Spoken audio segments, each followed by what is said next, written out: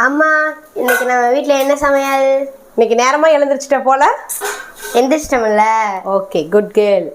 இன்னைக்கு என்ன சமையல்னா வா பார்க்கலாம். ஒயிட் ரைஸ் வந்து வச்சுருக்கேன். முள்ளங்கி மாங்காய் எல்லாம் போட்டு வச்ச பருப்பு சாம்பார்.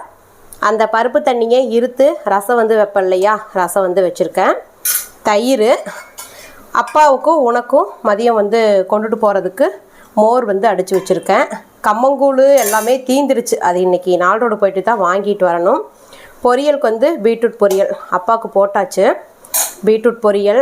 காலையிலத்துக்கு ராகி எடை செய்யலாம் அப்படிங்கிறதுக்காக முருங்கீரை, வெங்காயம், மல்லி எல்லாமே போட்டு செஞ்சுக்கிட்டு இருக்கேன். அப்படியே இங்கே வந்து பார்த்தா செஞ்சுக்கிட்டு இருக்கேன். தோசைக்கல்ல ஒரு அடை வந்து வெந்துக்கிட்டு இருக்கு.